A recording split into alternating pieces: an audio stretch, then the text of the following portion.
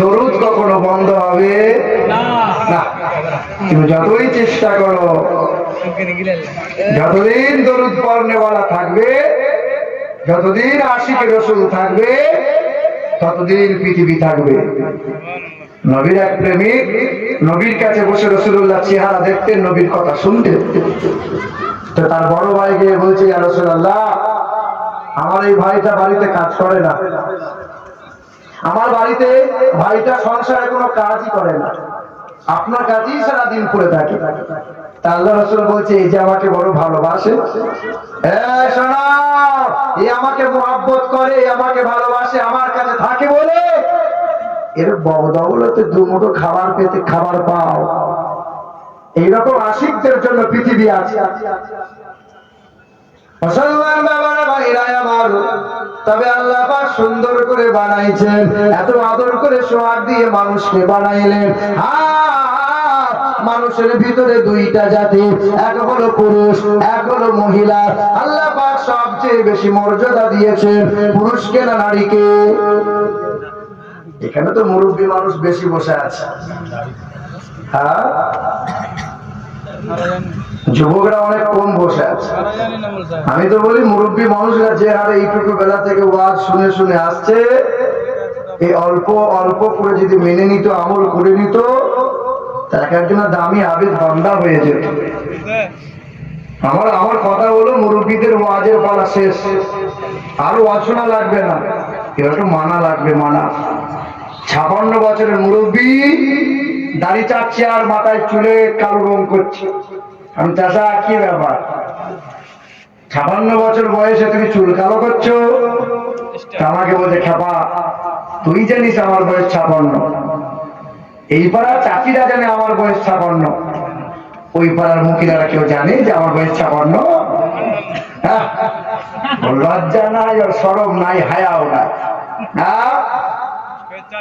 মুরব্বী বাপ যারা আছেন, রঙ্গরসের দিন ছিল আমার একদিন, 12 ঘন্টা বেলায় আমার সন্ধ্যা হইল, পাখি উড়ে যাওয়ার বুঝি সময় হলো, পাখি উড়ে যাওয়ার বুঝি সময় হলো। শরীরে চামড়ার ছিল টান, মিষ্টি সুরে গাইতাম গান, গলার আওয়াজ আমার কত দূরে যাইতো, পাইকা গেল মাথার চুল, কথা বলতে পরে ভুল, চোখে দেখি গন্ডগোল, দন্ত নড়িল, পাখি উড়ে যাওয়ার বুঝি সময় হলো, পাখি উড়ে যাওয়ার বুঝি সময় হলো। এত সুন্দর পরিপাটি, খাঁচায় আমার ছিল খাঁটি, ধীরে ধীরে খাঁচায় আমার জং ধরিল, ঘন ঘন আসে দম, কানেতে শুনি কম, ঘন ঘন আসে দম, কানেতে শুনি কম, পিছে পিছে জম আমার ঘুরতে লাগিল, পাখি উড়ে যাওয়ার বুঝি সময় হলো, পাখি উড়ে যাওয়ার বুঝি সময় হলো। আল্লাহুম্মা সাল্লি আলা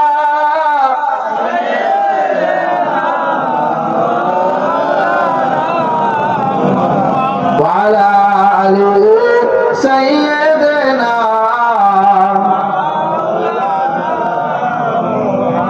মুসলমান বাবারা, ভাইরা আমার, ছোট বড় উঁচু নিচু সবাইকে বলি, বাপ, জমিনে আল্লাহ সবচেয়ে বেশি মর্যাদা দিয়েছেন নারীদের। হাসরের কঠিন ময়দানে আমার আল্লাহ পাক যদি জিজ্ঞাসা করে, এ আমার বান্দা বান্দিরা, এ আমার বান্দারা, বলো দেখি ইসলামের জন্য আমার হাবিবের মহব্বতে সর্বপ্রথমে নিজের জীবনটাকে দিয়েছে বলো? হাসরের ময়দানে কোন পুরুষ হাত তুলতে পারবো না, একজন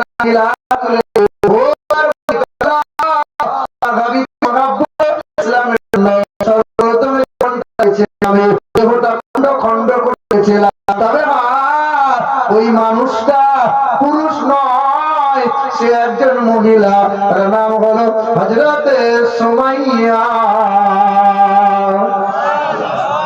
হাসরের কঠিন ময়দানে আমার আল্লাহ পাক যদি পুরুষগুলোকে জিজ্ঞাসা করে, হে আমার বান্দারা বলো দেখি ইসলামের জন্য আমার হাবিবের মহব্বতে সবচেয়ে বেশি নিজের ধন দৌলত গুলো নবীর কদমে বিলিয়ে দিয়েছে কে বলো? সেই দিন কোন পুরুষ হাত তুলতে পারবে না, তবে একজনা মহিলা হাত তুলে দেবে। মক্কার বড় নেত্রী 10 জনের একজনা, তিনি বলেন হাসান হুসাইনের নানি জান আম্মা খাদিজাতুল কুবরা। জোরে হবে না সুবহানাল্লাহ? আল্লাহ রাসূল বলেন যেই ঘরে কন্যা হয় আল্লাহ রহমতে বরকতে মালামাল করে দেয়, যেই ঘরে কন্যা হয় আল্লাহ রহমতের ফেরেশতা আনাগোনা শুরু করিয়ে দেয়, যেই ঘরে কন্যা হয় আল্লাহ রুজিতে বরকত দিয়ে দেয়। যার 6টা কন্যা হবে কোরআন হাদিসের তালিম দাও, পরহেজগার ছেলের হাতে তুলে দাও।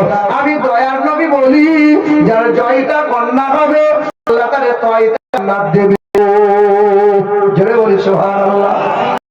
জঙ্গিপুরে বলেছিলাম তো সামনে মুরব্বী 80 বছরের মুরব্বী হাত তুলেছে। আমরা তো তোমার আবার কি হলো?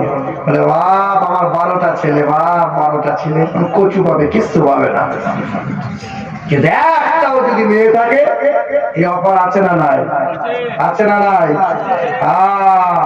ঘরে মেয়ে আছে, মেয়ের কপালে প্রতিদিন চুমা দেবেন। বাজার থেকে দামি খাবারটা মেয়ের জন্য আনবে, মেয়েটার কারণে আপনি এক জান্নাতি হবেন। এখানে মেয়ের বাপ আছেন, হাত রাখবার মেয়ের বাপ যারা আছেন নারাই মজা নাকি কথা বলেন, মেয়ের বাপ যারা খুশিতে হাত তোলেন মাশাআল্লাহ।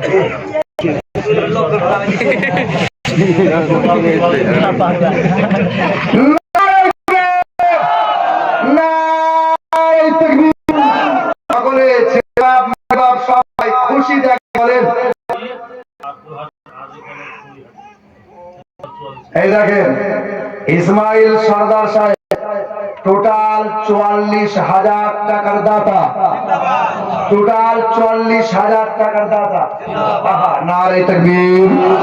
এ আসতে কেন নারে তাকবীর, নারে রিসালাত, নারে হায়দারি, হায়দারি মাসলাকে আলা হযরত উলামায়ে আহলে সুন্নাত আমাদের ইসমাইল সরদার সাহেব, আল্লাহ পাক তাকে হায়াতে দারাজ করুন।